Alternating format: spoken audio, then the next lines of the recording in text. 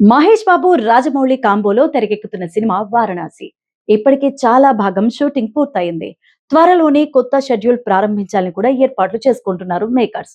మరోవైపు ఈ చిత్ర నిర్మాతల్లో ఒకరైన ఎస్ఎస్ కార్తికేయ ఈ చిత్రంపై ఇటీవలే మాట్లాడారు.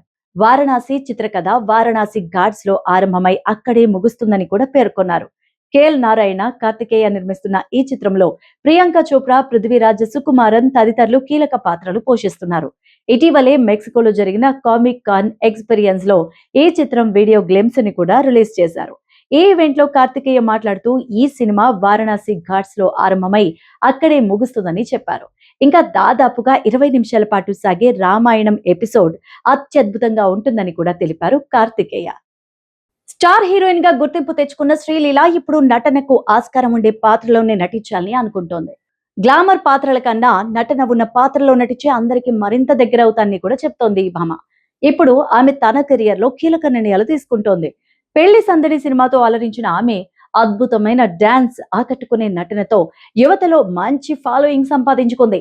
వరుసగా స్టార్ హీరోస్ సరస నటిస్తూ కెరియర్ గ్రాఫ్ ను వేగంగా పెంచుకుంటున్నప్పటికీ ఇటీవలే ఆమె నటించిన కొన్ని భారీ సినిమాలు ఆశించినంత విజయాన్నైతే అందుకోలేకపోయాయి. ఈ నేపథ్యంలోని శ్రీలీల తన రూటును మార్చుకోవాలని నిర్ణయించుకున్నట్టు తెలుస్తోంది. వైవిధ్యభరితమైన పాత్రలే నటిగా నాలోని పూర్తి ప్రతిభను బయటకు తీస్తాయి. కేవలం గ్లామర్ పాత్రలకే పరిమితం కావడం తనకి ఇష్టం లేదంటూ చెప్పుకొచ్చింది. ప్రేక్షకులకు గుర్తుండిపోయే పాత్రలు చేయాలని అనుకుంటున్నట్టు కూడా తెలిపింది ఈ చిన్నది. ఇప్పటి వరకు గ్లామర్, కమర్షియల్ పాత్రలకు ఎక్కువ ప్రాధాన్యత ఇచ్చిన ఆమె ఇకపై బలమైన కథాంశం ఉన్న సినిమాలపై దృష్టి సారించాలని భావిస్తోందట. ముఖ్యంగా కుటుంబ కథా చిత్రాలు, భావోద్వేగాలకు ప్రాధాన్యత ఉన్న పాత్రలో నటించాలని ఉన్నట్టు తెలుపుతోంది. ఇప్పటికే పరాశక్తి అనే తమిళ చిత్రంతో అక్కడి ప్రేక్షకులకు పరిచయమైన ఆమె ఇప్పుడు ధనుష్ సరసన 55వ చిత్రంలో నటిస్తోంది. ఈ క్రేజీ ప్రాజెక్ట్ పై భారీ అంచనాలు కూడా ఉన్నాయి. అలాగే బాలీవుడ్ లో కూడా ఓ సినిమాతో బిజీగా ఉంది ఈ చిన్నది. Swaralaya arts Singapore fine arts academy వారు తమ సంస్థ 7వ వార్షికోత్సవం ఏప్రిల్ 25, 2026న ఘనంగా జరుపుకున్నారు. సురవరం ప్రతాప్ రెడ్డి తెలుగు విశ్వవిద్యాలయం వైస్ ఛాన్సలర్ ఆచార్య వెలుదండ నిత్యానందరావు ముఖ్య అతిథిగా విచ్చేసిన ఈ కార్యక్రమం ప్రొఫెసర్ శ్రీ బివిఎస్ చౌదరి, శ్రీమతి రాజ్యలక్ష్మి చౌదరి గార్ల సమక్షంలో సింగపూర్ శివకృష్ణ దేవాలయం వారి ఫంక్షన్ హాల్ వేదికగా జరిగింది. స్వరాలయ సంస్థ విద్యార్థుల సంగీత మరియు కూచిపూడి నృత్య ప్రదర్శనలతో ఆహుతులను ఎంతగానో అలరించింది. కుమారి శ్రీవిద్య పంతువరాళి రాగంలో ఎన్నగానో రామభజన త్యాగరాజ కీర్తన్ను హృదయంగా గానం చేసి ప్రేక్షకుల శుభకామంలో అందుకున్నారు. స్వరాలయ వ్యవస్థాపక అధ్యక్షురాలు గురు శేషకుమారి సంగీత ప్రదర్శనలో ఆలపించిన త్యాగరాజ కీర్తన ప్రక్కల నిలబడి ఒక మీరా భజన్ మరియు విద్యార్థులతో కలిసి చేసిన జానపద గీతం ప్రేక్షకుల నుంచి విశేష ప్రశంసలు అందుకుంది. మెడికల్ టూరిజం ఇండెక్స్ ప్రకారం ప్రపంచంలోని 46 గమ్యస్థానాల్లో భారత్ 10వ స్థానంలో ఉంది. ప్రపంచ టాప్ 20 వెల్నెస్ మార్కెట్స్ లో 12వ స్థానంలో, ఆసియా పసిఫిక్ ప్రాంతంలోని టాప్ 10 వెల్నెస్ డెస్టినేషన్స్ లో 5వ స్థానంలో నిలిచింది.